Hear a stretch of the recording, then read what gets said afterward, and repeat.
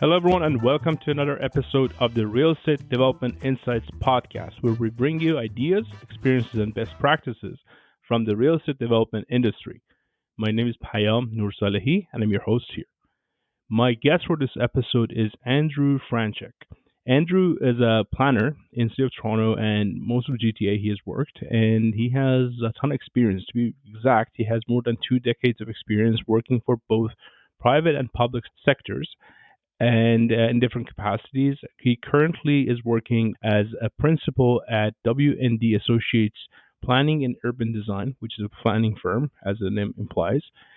And Andrew is involved in a broad range of projects from all over Greater Toronto and Ontario. He has worked on urban redevelopment, intensification projects, mid-rise, high-rise, low-rise, mixed use, you name it. He's been involved in them. And I'm very excited that we had this discussion and interview with Andrew. He brings a ton of knowledge and experience to this discussion. And some of the topics that we dive into was how do you define the role of a planner in a development project? If you've ever been involved in a real estate development project, you know that the planners are one of the team members that get involved into the project very early on. And they have a traditional role as it comes to planning policies. But I had an inclination that this might go a little bit further than that. And he opened it up and he provided us a whole bunch of information from behind the scenes. And we talk about the role of planning in general, how it affects our experience of our cities and the built environment. And he, through his knowledge of and experience of the planning process, at least locally in the City of Toronto and Greater Toronto area, he unpacks some of the reasons behind the complexities that any developer faces when dealing with the approval process and the municipalities. And some of them are a little bit scary and deserve a little bit more thinking. Why do we need to go through all of that? We can listen to that in the middle of the episode. And toward the end, we talk about his practical advice for anyone who's interested into entering into the urban planning profession, to learn more about it, become a planner, and become part of the team. As always, you can find all the relevant information and links on our website, realestatedevelopmentinsights.com. realestatedevelopmentinsights.com. That's all one phrase. I hope you enjoy listening to this episode, and please remember to subscribe to the show. Thank you.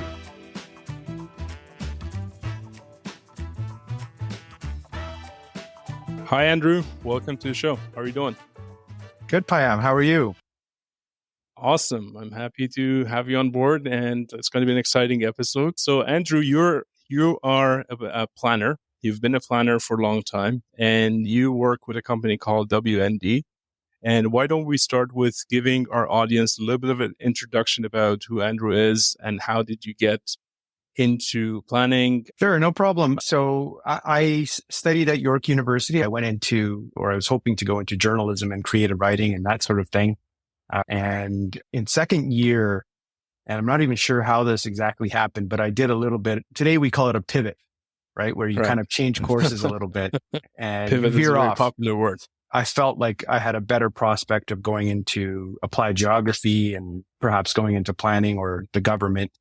And I initially, when I graduated, went into a co-op placement in the city of Mississauga. And that got me exposed to the way that the planners there work and just various other departments, how a municipality functions. It was really eye-opening. Actually, I should say before that, I did a co-op placement with Tridel Developments as well. So I got a little flavor of both, doing some co-op placements. Ended up going into working at the city of Mississauga for what they called the employment survey at that time.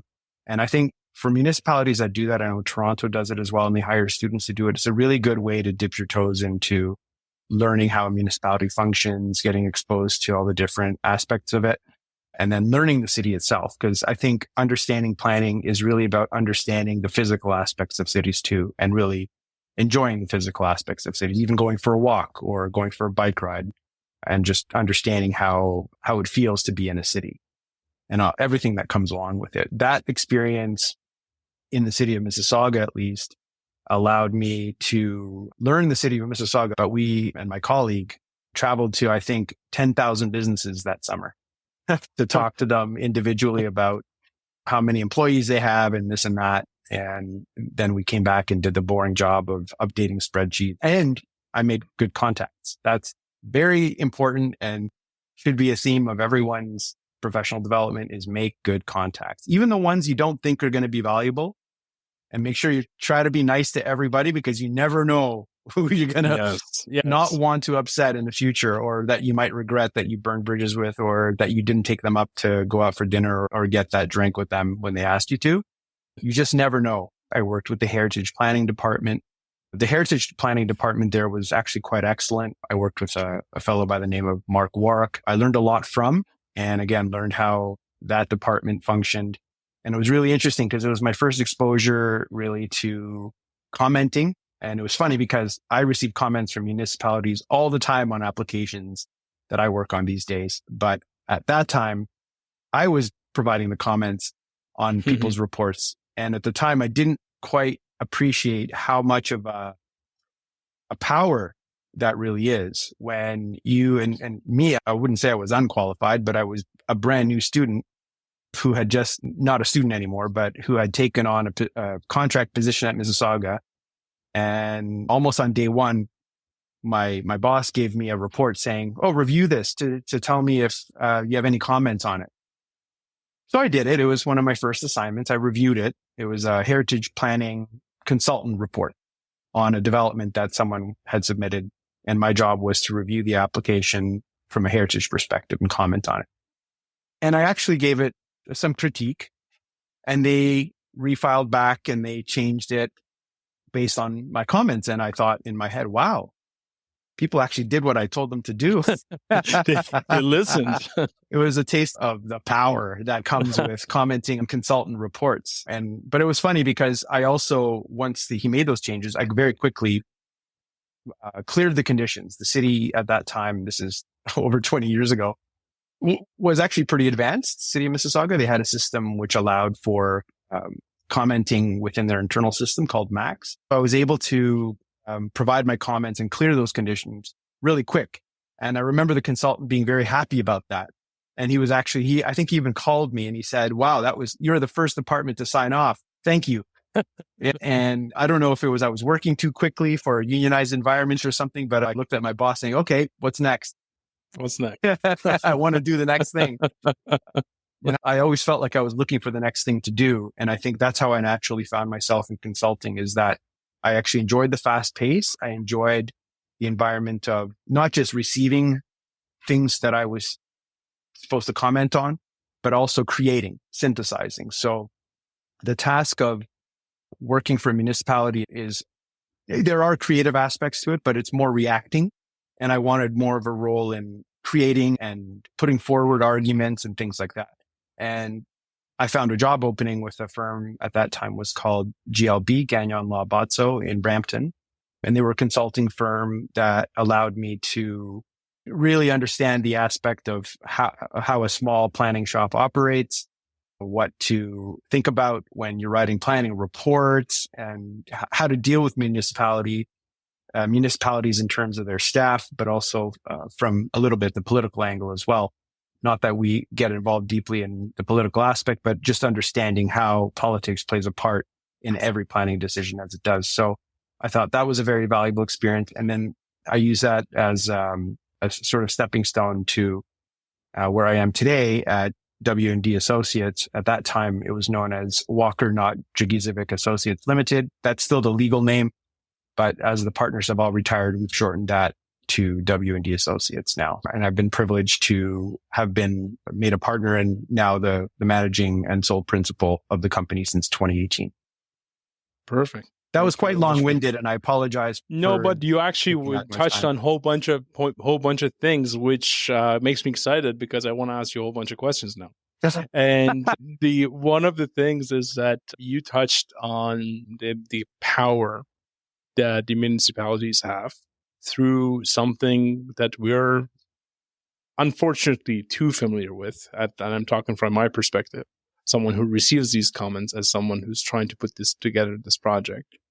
And going back to what you said, now that you've been on both sides of the table, basically on the receiving part and on the issuing part, I want to circle back to a concept that one of our previous guests, Hordad, brought up on one of the episodes where he was saying any city that you walk through, this whole built environment becomes a museum of our time. Like it shows the people at that time what they were thinking and how we build these units, which are called buildings, and put it together in this museum. I want to go take a step back and I want to ask you, our audience here, our podcast, one of the things we're trying to achieve through this podcast is to bring a new generation of developers, smaller developers and mid-sized developers and entrepreneurs into this real estate development business. And I think planning and the planners are obviously one of the very first entities or individuals that are engaged in a project and brought on into the project. If someone would put you on the spot right now and say, can you define the role of a planner in a development project as from a perspective of a developer? Why would a developer need to listen to their planner, and what should they listen to? What questions should they ask their planners, and how should they make themselves comfortable knowing that I chose the right planner for myself, one, and also I got the best result, asked the best questions. Maybe let us start with that discussion. Our strategic advisors when it comes to the role as consultants. And I think one of the greatest values in hiring a planner is that we tend to, by our nature, know a little bit about every aspect of the development process, even aspects that are outside of our wheelhouse, specifically like engineering, even some of the more physical aspects of it. We need to know a little bit about all of that in order to properly formulate planning opinions and understand how to move a project forward. So we're a little bit of jack of all trades. So there's a benefit to approaching a planner from day one, even if it's to help assemble a team or to help make sense of what's doable on a site, what's achievable. It's very important. And we're usually one of the first that a developer or landowner will engage. And I just had a conversation with one of those people about an hour ago who cold called me, which was wonderful. And we do get those quite often, either through referrals or just research. And those are folks that realize that the strengths of planners is that they see the bigger picture. They're not just looking at it from one small perspective, but they see the bigger picture of how to get this from a blank slate of nothing on the site or minimal development to the final state of whatever that can be. And we're guides in that regard. And we provide a roadmap for how to get from 0 to 100% on a project. And so one of the things that we will do and what we're asked to do invariably is to provide planning opinion memorandums. And often what is paired with that is, these days especially, a plan, a site plan layout, and a massing model coupled together with a planning opinion. And that opinion is based on the policy framework that's in place. It's also based on the context, the specific context. And very importantly, and I think this is where planners have that strategic edge and advantage, perhaps even over approaching an architect first. Sometimes it's either the architect or a planner that is typically approached first. Sometimes a lawyer if there's already a legal aspect to a site. But it's usually the planner or lawyer. And of course, I'm biased, but I'll say You're better off coming to a planner first and then an architect second, or at least together. And the reason is planners will be able to advise, or should be able to advise, what's realistic and what you can expect to achieve with a realistic amount of risk. And the challenge in what we do, and what we've become quite good at though, is almost a form of predicting the future and trying to use almost like a planning crystal ball to look ahead a year or 2 or 3 or even 5, because sometimes it takes that long to get approvals. Plot ahead. What is the likely future outcome here if you take path A, B, or C? And so sometimes we structure our advice that way, where we actually provide different thresholds of risk. For instance, if our client wants to achieve something very quick, there might be what we call an as of right approach, where there's a minimal amount of planning approval required other than perhaps a site plan application, maybe a minor variance application. And then that's the sort of low hanging fruit, if you will. That's not an approach most of our clients take. Most clients come to us because they have something more significant in mind, which requires a rezoning. And in the GTA, I won't even say Toronto, but I'll say the GTA in general, perhaps Ontario, I would say almost standard approach to development is to require rezoning, and sometimes that's coupled with an official plan amendment. And the reason is that zoning's been kept artificially low throughout Ontario. I would say every municipality, for a very long time. It's actually quite funny because we're in the process of our move right now, and our firm's been around for 50 years and we've accumulated a ton of paper. And I'll tell you, we've got I can imagine materials in our planning library, which we just cleaned out in preparation for our move. And I had to go through it and unfortunately cull some material because it was just so out of date. But we have materials dating back to the 1950s from when my former partners and even their predecessors were starting to collect materials. And it was quite interesting because some of the bylaws that are from that era, the 60s and 70s, are still in force in some municipalities.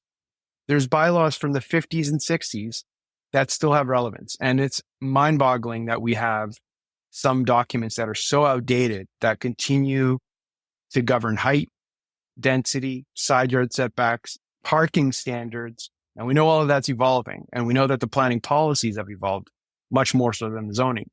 But at the end of the day, it still requires an applicant to expend significant amount of money and risk to come hat in hand to a municipality sometimes saying, please, can you grant me what you're supposed to grant me through your official plan? Because your zoning hasn't been updated to reflect what your new policies are. So that's our role, is typically to help guide our clients through the rezoning and sometimes an often official plan amendment process to be able to essentially meet what the current or achieve something on the site that's more consistent with what the policy framework is today, as opposed to what the zoning, which is typically outdated, would allow you to do as of right. So if I'm hearing you correctly, essentially you're advising your clients that, yes, this idea of yours could be realistic within this time frame. Potentially, these are the risks. And these are the gaps of what you need the regulation to be versus where they actually are. And part of your expertise is basically creating that bridge. Is that a fair way of putting it? I think that's a fair way of putting it. We are a bridge towards getting a final outcome on a site, right up to site plan approval. So we would be guides to the path that one would need to take to get to that point. For instance, I mentioned the first step would be for a planner like ourselves to do a planning opinion memorandum that provides that sense of risk for different approaches. So if one wants to go as of right, or perhaps go in with a rezoning for, let's call it a mid-rise building on a certain site. But then we might be of the opinion that there's a possibility with some greater risk to get a high-rise form of development. Right. It's interesting because I had that exact same situation come to me today. And there is the possibility of achieving more on a site through accepting greater risk and a longer time frame, often involving appeals. And that's an approach that some of our clients take. Others don't want to take that approach. Other clients would prefer to take a more risk-averse approach, go in with something that is more compliant with guidelines and typical expectations, as opposed to pushing the envelope. We like pushing the envelope. We think it's fun. We think it's challenging, and we think the city needs it, but it's not always appropriate. And our goal is to determine for a client the level of appropriateness of pushing boundaries. There are projects we've said no to. There are approaches that we've said no to. And often the client comes back to us and says, you're right, we were pushing too hard. Let's do it the right way. I want to ask you a follow-up question on that, because I totally agree with your statement. And I talk about it from a perspective of someone who builds these buildings, not someone who argues the planning. It seems, and please correct me if I'm wrong, but to me, the fine line of how far is far enough when you're pushing an application, how big, how much density, how tall, how many floors, how many, you name it, right? You can always keep pushing. That seems to me like one of the main decisions that probably only the developer can make at the beginning, at the very early stages of the project. And obviously someone like you or yourself would act as their advisor, as a high level advisor. If I want to expand on that, because I really think not many people pay too much attention to what you just said, that sometimes you could go for another 5 stories, you could go another 2 stories, but how do you think about that? How do you go about analyzing that path? And maybe if you could walk us through that framework of what should one consider when thinking, you know what, I'm just going to go on a smaller scale project. I'm going to say I could do a series of townhouses here, stacked townhouses, or I could push it, maybe get an 8-story. And I'm going to extend it a little bit. I'm going to say I've known people who go and get the 8-story. And then all of a sudden I said, you know what, why don't we go for 12 stories, right? And this cycle just keeps going. Maybe walk us through that. What should go in someone's mind in terms of framework to decide, is this enough? How do we stop? And we'll go from there. Yeah, you're asking for all our trade secrets, but that's okay. That's okay. That's what I'm trying to probe. Yeah. What I'll say, without giving up all the answers to it, is it's a bit of art and it's a bit of science. There is, I think most planners would agree on, especially on the consulting side, that to come up with advice to a client it's tricky, because in the environment that we work in Ontario, in most municipalities, there is often not a clear indication of what the top end of something that's achievable is, because we've got a process that is based on, number one, policies that often don't have specific hard limits. Number two, a framework that allows amendments even when there is a hard limit. Even if an official plan amendment says 10 stories is all that's appropriate, that may not be what even the municipality thinks is true anymore. And sometimes there's a layer on top of that at the provincial level. For instance, a great example is a property within a major transit station area where there may have been a recent approval for something taller and the official plan says 10 stories. I'm not going to recommend to a client that they stay at 10 stories because that policy is now outdated. So when I say art and science, the art is in trying to determine what is, and my former partner and mentor who actually just passed away last year, Peter Walker, used to say, it has to pass the giggle test. So it has to be, and I call it almost like the Goldilocks zone with the 3 bears, that you don't come in with something that is too hot, but you also don't come in with something that's too cold. It has to be just right. And that's where the art comes in, where someone may have gotten an approval down the street for a 30-story tower somewhere. And this site might be in a similar position. Maybe it's a little bit closer to a transit station or something. What is the appropriate increase in height? Or is it even appropriate to increase the height? Do you go 32? Is it 33? Right. Is it 35? Or maybe even more? Is that appropriate? What is the appropriate lift in height that the additional proximity to, let's say, a transit station gains you? And what are the other factors? It is always that lends itself to opinion. And it's something that can be informed by a number of different aspects, and it's unique to every property. And to me, that's what makes what I do so incredibly interesting. And it's sometimes hard to convey that to others outside of the industry, because to many people, and I think you've probably encountered this, to those who are not in the industry, they're baffled as to how a building, and it's like the Wizard of Oz, who's controlling all this behind the curtain? Who says that building should be 30 stories and not 35? Or why should it be that high anyways? Shouldn't it just be mid-rise? Who comes to that determination? And once you peel back the curtain, and I'm going to mix metaphors, see how the sausages are made, it's quite shocking, I think, to many people. My wife understands it now. She's not a planner, but she now understands how the sausages are made. And it's quite, I think, should be shocking to many people that it's oftentimes the opinion of a planning consultant, which is, as long as your consultant is good enough to stand by their opinion, if it goes to an appeal, and as long as that opinion is not too hot, or what I would say beyond the giggle test, there's a good probability, especially coupled with other good experts, including a good lawyer, that you will be successful. Mm-hmm. I'm really going to mix things up, where you blow a cylinder, is where you have a client that's pushing the pedal too hard and the engine explodes because, and you lose at a hearing or you get refused at a council because you're pushing too hard. We often, and this for anyone who's working at a municipality listening to this podcast and has never worked in consulting, you need to know that the discussions that we have behind the scenes with our clients is often about talking them off a ledge.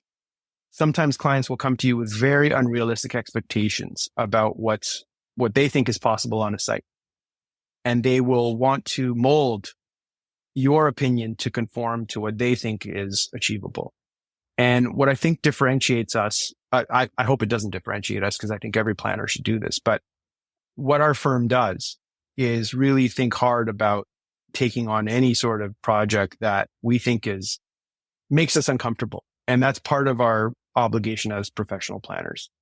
And we take that very seriously. While some people may look at some of the projects we're involved in and think we're on the aggressive side, I would disagree. And I would say we're passionate, and that when we convince ourselves that we are in support of a project and whatever parameters we've come to the city with, we are fully behind those parameters, whether it's height, setbacks, or whatever it is, or else we wouldn't even be at the table. We've already had those discussions with our clients behind the scenes. They might have wanted more. We've said, nope, we don't think that's appropriate. We don't even think that's achievable. So we're not even going to go there. You might find someone else down the street, another planning shop that will do it, but we won't do it.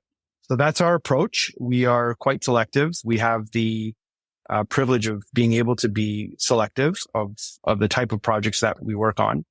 And we're proud of our ability to have honest discussions with our clients about what's realistic. Because the last thing that I want is to be involved in a project that our client spends oodles of money on all professionals, including ourselves, and then gets refused. We don't want to just have reams of paper produced for lots of money. We want to see bricks and mortar. We want to see the buildings that I'm looking at outside my window here, some of which we've been involved in. And we're proud of that. We want to see these things built. We don't want to just see things collecting dust on a shelf. Again, you touched on a whole bunch of different things and metaphors that have keen interest to me. As a planner, I want to circle back to where we started. You walked the full summer, talked to 10,000 businesses, and these businesses, by any definition, would mean people. You talk to probably tens of thousands of people through those businesses who are affected through those businesses, families of those people, and their built environment, which becomes our city. We talked about the fact that whatever we do is permanent in our lifetime. It's going to be part of the museum of the city of Toronto that we're going to leave behind for future generations. And you, like you mentioned, you have a very strategic role when you come, because you are probably one of the biggest players or biggest levers a developer can utilize to get what they want out of the municipalities or the regulations or authorities there. How do you go about balancing, what we just mentioned, you just touched on it. I want to see if we can dig into it a little bit more. That, okay, you know what, you could go and you could even win. Let's say you could even win. There's a financial aspect to this whole thing, and you could potentially win. But there's a whole neighborhood. There's a whole other aspect of human aspect of the city aspect, the life, quality of life aspect that is involved with what we're proposing. We can make it work. Does that become a moral battle sometimes, or am I going too far? Oh, no, you're not going too far. And I'm really glad that you're going down this road with your questions, because I did want to touch on what I think is a really important topic of community concerns and how that has actually shaped the cities that we live in Ontario and probably in the Western world. Right. I would say, if perhaps I'm going too broad, but obviously consideration of what's appropriate extends to not just what the planning policies are or how well you can argue a point, but there is a human aspect to it. But I think one of the human aspects that has been overlooked way too much and is now coming back to bite us real hard is that if you keep saying no to new development at whatever height or any form, there is a cost to it. You are kicking the can down the road. And we've kicked the can for decades and decades and decades, perhaps a century, and have been, I would say, pandering to some very entrenched groups that don't want to see much change. And that has resulted in the situation that we're in today, which now has a name, the housing crisis. And it's a crisis that seems to be not just in one place, but everywhere all at once. And what I think is the human aspect that needs to be considered is not just who lives there now and who is, to use an overused word, I think these days, privileged, but it is important to use it in this context. Those who are privileged to have been able to purchase homes or even rent homes in some of these lower rise neighborhoods have typically been the largest opponents to new development. And there's a whole vocabulary that was created over the course of decades, basically exclude or keep people out of the neighborhoods. And one of those is character. Other words are transition. All of those are now very much in the media, very much a topic of discussion. I'm so happy that they are. It's one of the greatest things that's happened in the last, I would say, 5 to 10 years in this industry, is the prominence of the unveiling, I would say, of the impact of these legacy policies, these gatekeeper policies that have kept densities and heights unreasonably low in areas that have the infrastructure to accommodate so much more. And the human aspect that's forgotten is often the people who don't live there yet. It's the future residents. Right. It's the people who are now struggling to find rentals, who are now struggling to afford even buying a small condominium. And it's really disappointing that we still, I have a colleague of mine who's going to a public meeting tonight, and we already know that there's going to be significant community opposition. And it's from people who are frankly privileged enough to have purchased a home in a neighborhood that they hoped would never probably change, even though that area now has a new LRT and a new GO station, which it didn't have before. This is what's, I think, sometimes forgotten, is that there is the human aspect of impact of someone who has a home, a house in a lower rise community who now has a high rise very close by. There is that human aspect. But those people still have their homes. They have a home. It may not be the same view. There may be more shadowing, but they still probably have a backyard. They still have a community. And I think, and I'll just say this, I was thinking about this the other day, is that the language that we use to describe people who live in low-rise housing is homeowners. And unfortunately, that's worked its way into our mindset as a society, is that you're a homeowner when you have a house. Mm-hmm. But when you have a condo, you own a condo. You're not really. It's a different class. There's a homeowner. It's almost like a different class.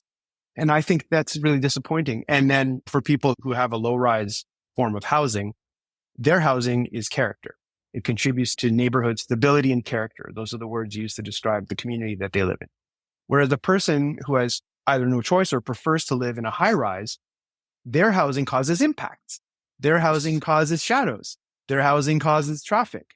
So whereas the homeowners are the innocent people who are the good people that aren't causing impacts ostensibly, you have another class of people who are living in high rises, and their housing is described as being a problem in planning policy and by neighborhoods. And even nowadays, even when there's an acceptance of an approval, for instance, you've probably heard this yourself, sometimes it comes with conditions.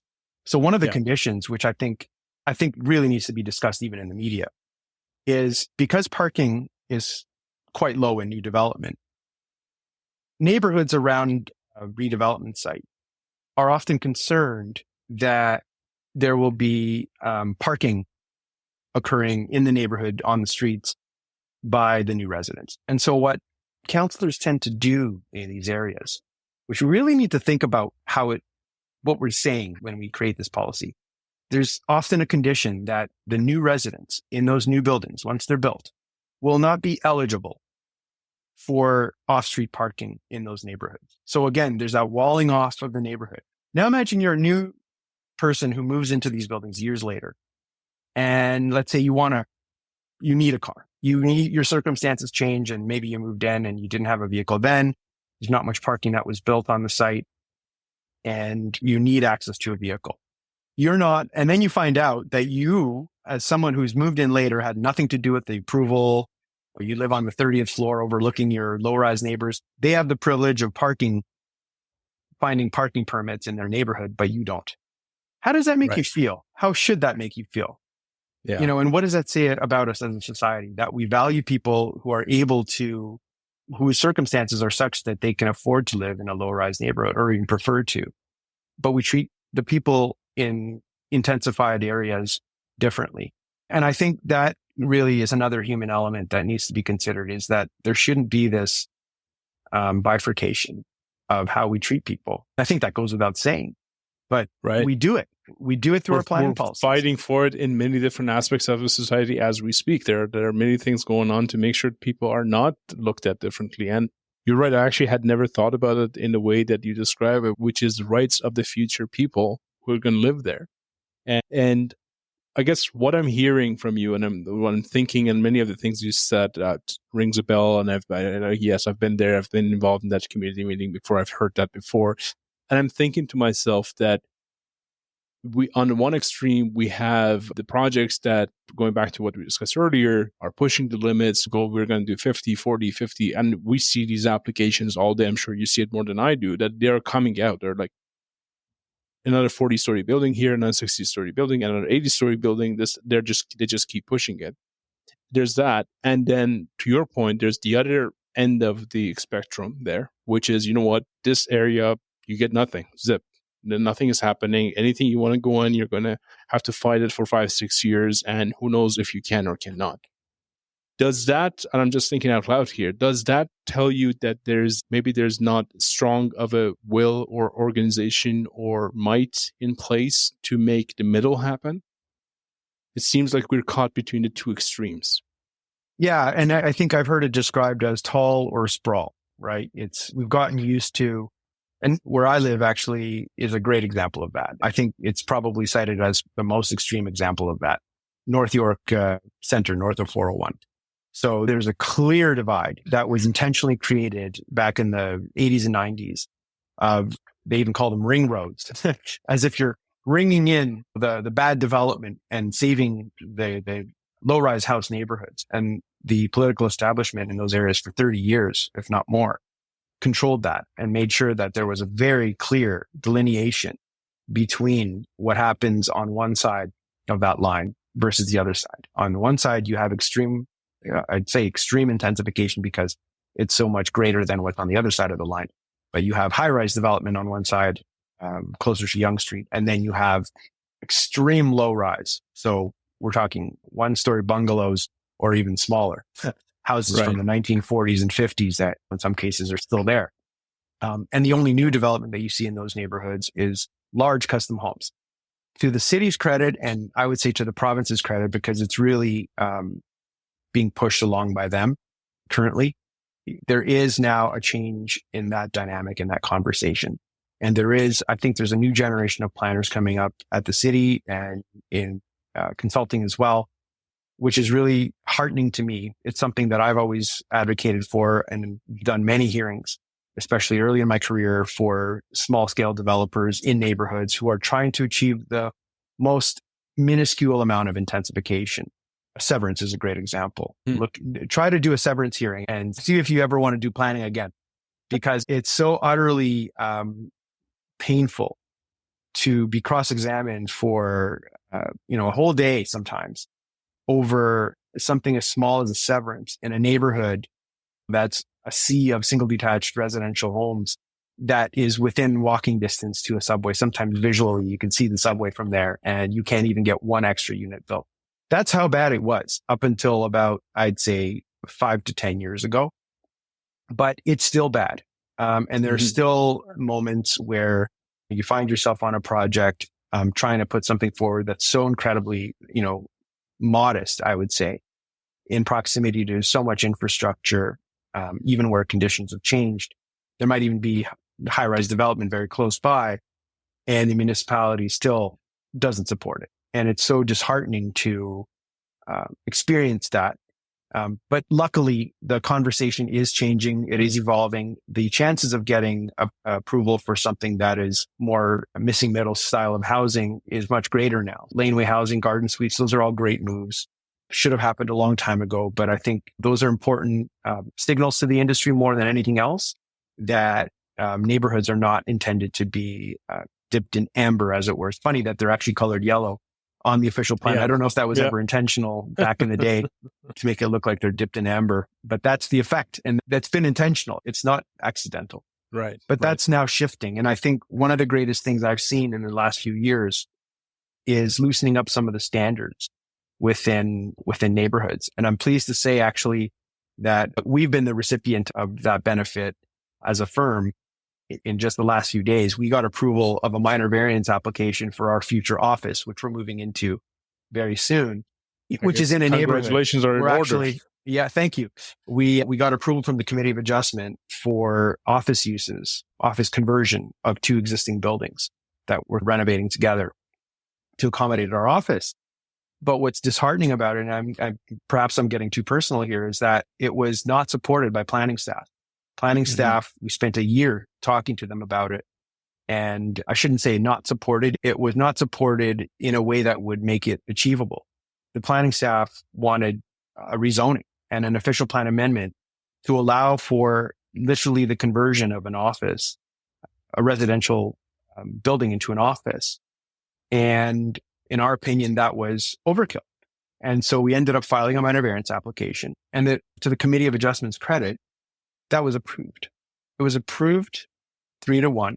And it was something that should make sense on the face of it to anyone looking at it in a transit area. It's at Yonge and Eglinton. But even that was a struggle. And we're a planning firm. Now imagine if you're not a planning firm and you don't know the process. You guys are good. Yeah. And we still had to have a law firm involved. We had to have a law firm. In fact, we're still under appeal on something else. Unfortunately, the conditions in neighborhoods are so difficult to work in, but that is slowly changing. And the city has loosened through its expanding housing options and neighborhoods initiatives, the ability to have walk-up apartments. And what they're doing now, I think in the next 3 months, is actually releasing new zoning regulations for commercial uses in neighborhoods. So we wouldn't have to go to the Committee of Adjustment or, God forbid, for rezoning to get approval for a small office in a neighborhood. Right. And so I think these are wonderful things that are happening here that were inconceivable just a few years ago. I think the pandemic actually may have had an impact on the mindset when it comes to things like that and loosening things up. But I also think that the political changes at least the Toronto level have also helped that. There's a new generation of councillors, including the mayor, who I think is a breath of fresh air, despite what the prevailing sentiment may be on the development side, perhaps. But I'm very happy with the direction that the city is going in terms of reforming their planning policies. I think it's a step in the right direction. So I'm going to go back to the comment you just made about overkill, because I come across this quite often on different projects. Again, I'm a bystander. I watch people, specialists and experts like yourself, do go through this whole process. And I'm thinking, how can it be that these processes are so different? Because you see so many of them side by side at the same time, different locations, even sometimes close to each other. And you see the process is so different. The comments are just way different. Like, how can we get this on this project and not the other one? And I'm just going to say in layman's term, from my perspective, it feels like the process is designed for exceptions rather than norms. Instead of having, okay, this is the norm. As long as you meet this 5 or 10 major criteria as a norm within 5% of variance, you can move forward. But it almost feels it's the opposite way. Like every project seems like we're reinventing the wheel from scratch. And to your point that we mentioned earlier, it just makes the whole thing go longer. That much more uncertainty becomes into the mix, and the projects get more expensive because you're spending more money, because you have more risk into the process. Is that a fair statement about the way potentially the system is working? Yes. So it's interesting because I'll often have a client that comes to me and says, but they did it over there, right over there, a block away. Exactly. Say, unfortunately, it's not the same because, and I'm typically the bearer of bad news. As I said, we have very honest discussions with our clients. and I'm often the dark cloud. There's the architect who's often by nature optimist or something like that. Yeah. And the planners are by necessity have to temper that a little bit. And we always sound like we're being negative. I just had a conversation yesterday with a client and friend, which was almost heated because I had to explain why something was just not likely to be achievable on a site. And he's an architect, and in his mind, it was, why not? It's close to a subway. They should be allowing it. I said, guess who's going to be on the stand taking a position and being cross-examined by very smart lawyers?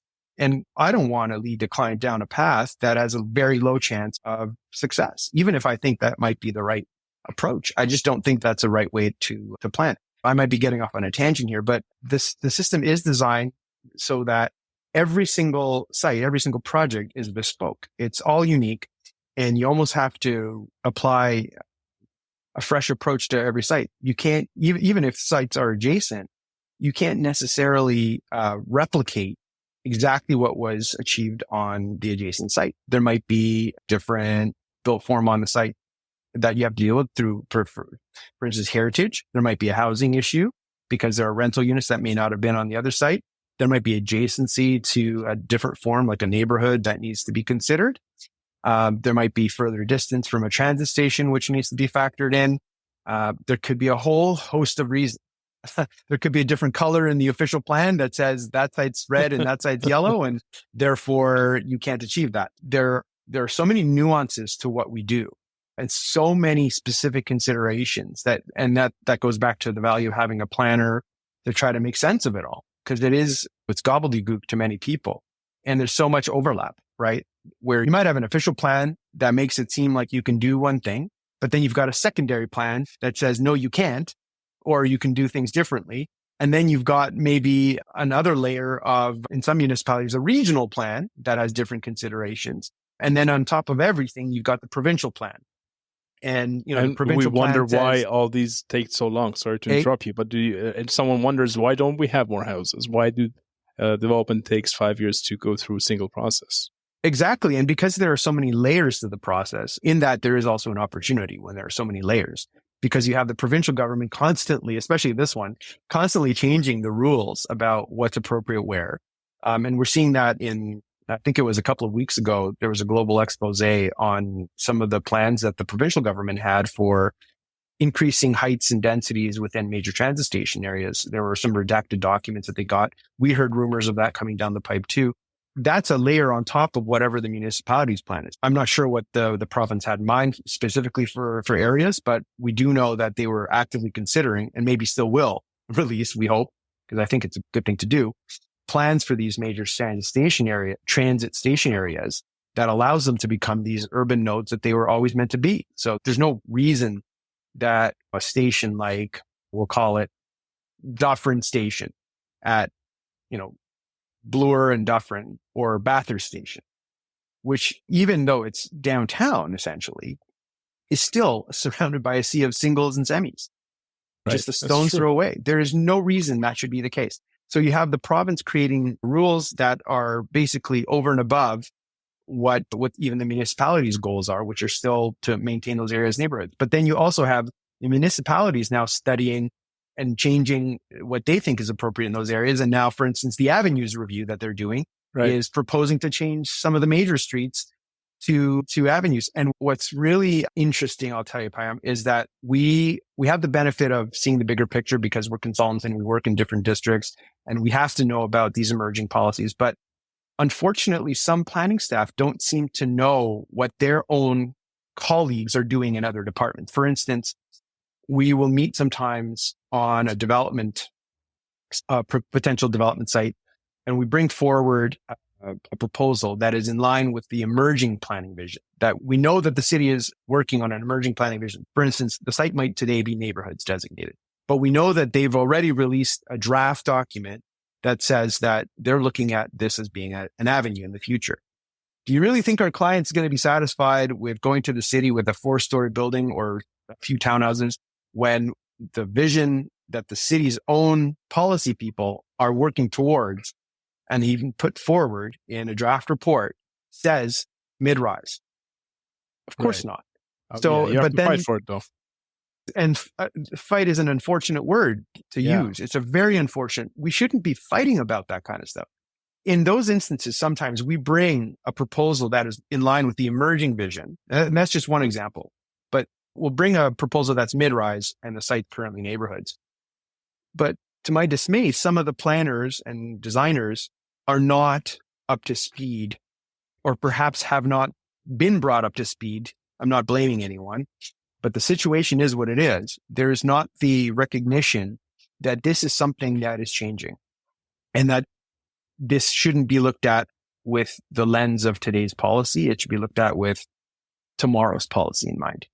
And so I think there's a bit of a reason that you get these, and you use the word fight, and it's a really strong word, and we shouldn't be using that in almost any context, because there's enough fighting happening in the world. We shouldn't be fighting over housing and how to provide housing for how our to own provide people. housing. We shouldn't be fighting over that. We should be discussing. Yes, we should definitely be having discussions. But too often there's the stop sign approach. There's the, oh my goodness, they're bringing us this proposal. How can we find as many things as possible to kibosh this? That's the sense that we sometimes get, not always, but sometimes get going into meetings on a preliminary basis. I can tell you how many times I've had a meeting with city staff on a preliminary basis, and we're told in no uncertain terms, we will not support this form of development. Fast forward a few years later, they're writing a positive report in support of something even taller than what we initially wanted, with glowing support. So that's happened numerous times. And I often say, and it sounds arrogant, but I'll say, as a firm, we're rarely wrong. We're just early, perhaps. That's a good way of putting it. I would say we're never wrong, but that would be going too far. We're rarely wrong. We're just a little early sometimes. That's good. I want to try to balance this conversation. We talked about a lot of challenges of working in the city and planning and real estate development. What are some trends? And I think you touched on a few of them briefly. Maybe we can expand on that. What are the trends that you're seeing in the industry that are exciting when it comes to new developments, new regulations, or promising for future, at least, if they are not even happening right now? Yeah, I think I touched on some of the big moves that the City of Toronto is making. And it's not just the City of Toronto. It's actually a number of different municipalities, especially in the GTA, that are coming to terms with the scale of need of especially housing, but other forms of development too, and are now coming around to accepting and changing their policies, even in neighborhoods. And I think that's a big step. The other thing that I think is not to be understated is the effect of removing parking minimums. I think it sounds like such a mundane thing, but I can tell you that there are many projects I've worked on in my 23-year career have been made unnecessarily difficult because of parking standards that were incredibly unrealistic. Just one very small example. And unfortunately, we're still working on the site, not because of the kind, but because of how long it's taking. There was one site in a municipality I won't mention that values parking a lot. I'll just put it that way. On a small office conversion of a house, it was not really conversion, it was a demolition and replacement to create a 2-story medical building. I think we spent 3 years arguing over the right parking amount. And even though they had a guideline that said eight parking is all you really need, and he could fit that, they had a zoning standard that said something different, that you have to have, I think it was 20 plus parking, or 20 or even 30 spaces for this small medical use. Unfortunately, our client is still spending money on consultants to try to resolve this. I'm so happy that the Ford government is actually now actively removing minimum parking requirements from all major transit station areas. And that's going to be dramatic in some of the GTA municipalities for sure. But in the City of Toronto, I think one of the best policy decisions that they made in 2022 was eliminating that. There's no need, especially in a city like Toronto, and especially on sites close to transit, that you should be forcing developers to build a certain amount of parking. It should be market driven. If there's a need for it, absolutely. If you can sell it, absolutely. But when the market's telling you that people don't want it, yet you still are forced to build it. And I'll tell you, I do a lot of apartment intensification work here, where we work on old apartment sites that are either being intensified or demolished and replaced. And some of those buildings built in the 1960s and 70s have so much parking in them that there are levels in them in some parts of the city. I remember this one site on Spadina that is now under construction for another building, but it had 3 levels of parking, one of which was completely abandoned. It was closed off. It was like a horror movie set. And on the other levels, it was sparsely utilized parking. Some of the cars had dust on them. Some of them were broken down jalopies. These sites were totally overbuilt for parking, as if everyone was going to drive. And today they're just white elephants. They're breaking down. They're hard to maintain. They're expensive. And I don't want that to be the future for, I worry that on some developments that we worked on in the past 10 years, in some cases, we had to go down 8 levels at Yonge and Eglinton. Wow. 8 levels was, I think, the record of a parking depth. I can't even imagine driving out every morning from 8 levels below. And I don't think I'd even want to go down that deep. I get a little claustrophobic. So I'm not really happy about those outcomes, but we had no choice in those cases. That was what the requirement was. And even then, the parking amount was relatively low. We had to fight for it. Today, that's not a consideration. And I think that's really transformative because it helps pro formas. It helps, from what we hear, our clients achieve more realistic forms of development that are transit oriented, where people are not force fed a parking space. They realize that when they're moving there, they will need to find other ways of getting around, be it walking, taking transit. And the reality is it's all human nature. If you make it easy to drive, people will drive. True. I think that's just the way it is. True. So I think that's been transformative, together with some of the other policy moves that the city is doing, and continues to do. And I think expanding the mixed use areas, which I know is the next big thing that the city is working on. If they do it, it'll be really transformative. That would be really good as well. If you were given a magic wand or you were put in a position of a mayor, premier, or prime minister for that matter, and you could change one law, one regulation, one mindset, one guideline, what would that be? With the aim of making things better in terms of housing supply or quality of life.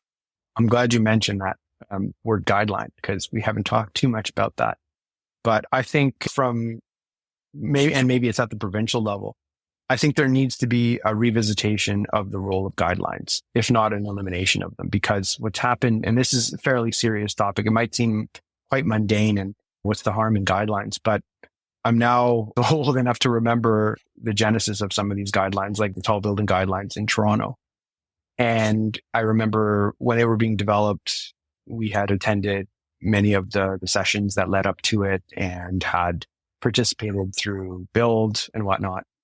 And at that time, there was a concern in the industry that they would be used by future planners as more or less zoning bylaw standards, because they have a lot of numbers in them. In Toronto, those numbers are well known because they usually mean the difference between having a tall building site or not, or mid-rise or whatever it is. Very impactful. And they seem so benign. They're meant to be guides for development. And the concern at that time, 20 years ago, when these guidelines were generally starting to come out, was that they'd be used that way. And at the time, the planners who are no longer at the city assured the industry that wouldn't be the case, that planners understand the discretion, they have discretion to ignore the guidelines where it's not appropriate to apply them, and that they wouldn't be applying a one size fits all. And the unfortunate reality is that has not come to pass, that the guidelines have become, in many cases, a very rigid, almost guideline, or I should say zoning bylaw type of document, even more so than a policy document, and it's very dangerous because guidelines cannot be amended. Guidelines have no status, and that's operated in a gray zone where that allows you to do something. Here at Yonge and Eglinton, the zoning bylaw, believe it or not, allows up to a 15-story building, lot line to lot line, no setbacks. And that's something no guideline for a building of that scale contemplates. It wants setbacks and step backs and whatnot. In many cases, these guidelines are being applied in a way that even frustrates as of right development. So I think they are the dark matter in planning that affect everything we do. They are the hidden force that unfortunately affects many of the discussions that we have. And the reason why guidelines are so dangerous is because they take a one-size-fits-all approach and they apply it in a real-world setting, which is not ideal. Cities and properties specifically, real estate, it does not relate well to one-size-fits-all approaches because properties evolved as a city does. They're basically the smallest elements of a city, more or less. Property fabrics have evolved over centuries, and sometimes they're oddly shaped. Sometimes they're not perfect. Sometimes adjacencies aren't what you wish they were. But that's where discretion and creativity should come in, and professionalism. To apply almost unilaterally a guideline that one site that can accommodate it is subject to, and another that can't, but it's still a good development site. It's not appropriate to do that, in my view. And I think it's in large part, why we end up arguing with municipalities when there's a differing opinion as to the applicability or relevance or appropriateness of certain guideline standards. And again, you can't amend guidelines. Guidelines are not statutory, but in that sense, they're almost worse than having a zoning bylaw. They're like an invisible an target for you. You can't even hit them. They are. And you never know, even if you're in a hearing situation at the Ontario Land Tribunal, you never know who the member will be or what their position will be on this. You don't even know who your member is till the moment that they walk in that morning, virtually these days. But the reality is you don't know what weight those guidelines will be given. In many cases, many hearings, they haven't been given much weight. There's an understanding, especially from some of the senior members, that they don't have any actual planning status. But then in other cases, they have been applied. And so you never know what you're going to get. You always have to be mindful that the guidelines will be applied and you will get criticized, if you will, or lose at a case if you don't comply to guidelines. Our job has become for basically all clients, because there are guidelines for everything, right down to pets, children, mid-rise, high-rise, low-rise. There's green standards. There are so many different guidelines that we become guideline interpreters in a way, and we shouldn't be. We shouldn't be. We are the guideline whisperers, if you will, because we're the ones that basically need to advise a client, is this guideline surmountable? Is this something that through a rezoning, do you have to be 12 and a half meters from the side lot line for this tower to be, for the site to be a tower site? Or is there a reason why we can be closer because it's appropriate in this context? And why is it appropriate? Can we demonstrate it through a block plan? Does the podium have to be only that high? Can it be higher? Why shouldn't it be higher? The guideline says it needs to be only this high, but can there be an argument made for why it should be higher? Yes, there can. There usually can. But then you're back to, but it doesn't conform. So these are the challenging situations that arise when you have these sort of one-size-fits-all documents. And I think if I had a magic wand, I'd like to be able to do something about that. Yeah. And really, it comes down to, I think, trust. There has been a lot of unfortunate development I'm looking at some buildings outside my window now from 1960. It's a big, wide apartment tower, 25 floors. And today that would not be approved. And I wouldn't even advise a client to try. Yet, I think there are about 1,000 housing units there. And I bet those units are bigger and have more light and are nicer to live in than the other building that I'm looking at, which was built 5 years ago. And that there's something to be said about that. And it goes back to what I said earlier in our discussion, Pam, is that people who live in tall buildings have now become the bad guys. It's almost like they've become the people that cause impact. And some people in neighborhoods will even call it crime.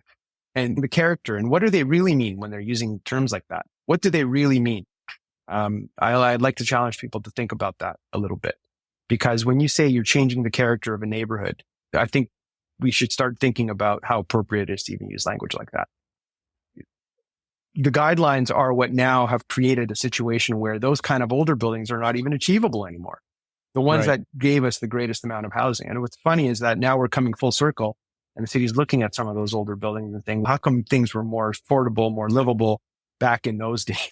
You didn't have to so rigidly comply. And I'm looking out my window at what used to be a single detached neighborhood. But before the planning policies got so rigid, when the city built the subway up to Yonge and Eglinton, development started occurring without as much, I would say, policy. Probably. But there were so many, I think, people who were shocked by the scale of development that it was occurring that they went to the councillors and mayors and premiers and they said, we've got to stop this. Let's create a system where we create boundaries around where growth occurs, where you limit how much growth can occur, where you force transition. And it became this whole vocabulary that's developed over decades. And we're now trying to untangle the mess that we're in because of that. It's like climate change in a way. It's really interesting because it's one of these problems that creeps up on you where you're polluting so much over so long, and a little bit here is okay, a little bit there is okay. But over time, suddenly you realize, whoa, man, we've really messed things up. That's where we're at with housing right now. That's the same situation with planning regulations. Looks like it. A closing question here. I know when you and I were originally talking before recording that you mentioned that there's a new generation of planners coming. There's a new interest in the whole urban planning aspect and people want to learn about it. If you were to look back and talk to yourself at the beginning of the journey 23 years ago, I think you said, and give yourself a couple of pointers, your younger version who's trying to pick the right path to navigate through this whole mess that we just talked about, do you have any pointers that can help someone who's just starting out in the industry, wants to learn more about planning, or maybe even they are in planning and want to do more of a effective work and more impactful work? Yeah, definitely. I think today's planners really, and I heard this in Hurdad's interview as well, which I listened to yesterday. It was very good. The learning aspect is very important, and to continue learning. Every day, you should be learning something new, even if it's a small thing. I learn something new every single day in the work that I do here, even after doing this for about 23 years. And I'm sure tomorrow will be no different. There's always something that's a little different, that's changed. There's a changed circumstance. And I think always be open to considering what that change is and what it means. What does something that happens over here mean for something that's over here? And is that something over here still true because something over here changed? You have to really start piecing the whole big picture together. And it's about seeing the forest, not just the trees. That's the advice I'd give other than the standard usual advice. Obviously work hard. Don't say no. Yeah. And this, I'll tell you, is my personal thing, is make sure you're there in person. I know these days we're much more virtual. We have the ability to be anywhere. We're doing this virtually, but it's so important to put yourself out there in person. Take the opportunity, if it's provided by your employer, hopefully it is, to be there in person as much as possible, because you absorb from the people who've been in the industry. You absorb in a different way than you do in scheduled moments like this, where you have a scheduled call. You overhear things. And I think that's so critical. A lot of the things that I've learned in my career has been through observing the mannerisms of others, even when I'm not supposed to be perhaps hearing a conversation or seeing something happen. I have heard it and it's been impactful to me. I think that's so important. And I worry that our society is not putting enough emphasis on that right now in the last 4 years. So that would be my strong advice to any new planners in the industry, is to continue to put yourself out there in person and not forget about the sort of on the ground aspect of the planning that we do, and walk a lot. Make sure you walk and bike a lot, because that is something that you don't get from driving, is the sort of feel of a city. Travel. I wish I did more of that early in my career, because it's hard to find time as you get more entrenched in your career. So travel when you can, if your circumstances allow. Make sure that you see the world. And I had the privilege of being in Rome just 2 weeks ago, in Italy. What a wonderful place where you can see that non-guideline compliant urban environments can be wonderful. And it helps to give you a different perspective on life. And sometimes it took a long time to build. Sometimes what we call barely a laneway is actually a full-on street there. So can we take examples from other places in the world and apply it? And maybe don't lose your sense of humor as well. Very important. Always smile and try to find the funny moments in your career and in life. So those are my That's the advice I'm trying to give here. And I want to circle back to this thing that you said at the very beginning of our conversation, that those 10,000 businesses and all the street walking and the time you spent on those roads, I'm pretty sure they left a very significant footprint and fingerprint on your mental models, how you think about it. And you're right. I think if I like a lot of work that we do is virtual and online, and it might be fine when you're calculating some numbers and putting together tables. That's probably what you need to do. But when you're designing a city and affecting the future residents there, which is another key aspect we talked about, you better be there. You better be there and put yourself in those shoes and see how it feels like. So thank you very much. There's no off button for the real world, right? There. True. That's very true. And it's a physical thing. So we need to interact with it, I think. Is there any question that I haven't asked you that I should have? Any final parting That's thoughts? A tough one. No, I think I've said enough. So I think I'm content to leave it there unless you have any other questions of me. But no, pleasure. I would say if I could just offer some comments, that it's been a pleasure having this discussion with you. And I really enjoyed the 1.5 podcasts of yours that I've listened to, and I plan to listen to more of them. So keep up the good work. Thank you very much. I appreciate the comment and appreciate the support. Thank you for your time today. And I guess we'll be in touch. Have a good one. Thank you. You too. Just one last thing before you leave. We've created a document called Real Estate Development Toolbox, which you can download for free from our website at realestatedevelopmentinsights.com. This document is basically the result of us asking our network and our listeners, what is a top tool that you use on a daily basis to keep yourself aware of information that's going on in the industry, the changes, the trends, the technologies, the regulations, and or if you with the tools that you use to make sure that you deliver quality results to your clients and customers, the tools that help you with productivity in what you do, and also any softwares, specialized softwares that you think are useful to share with others. So if you think there are resources that you're using on a daily basis and you would like others to know about them, please make sure to let us know, and we will make sure to include it in the next iteration of this toolbox. Thank you very much, and I hope you find this document useful.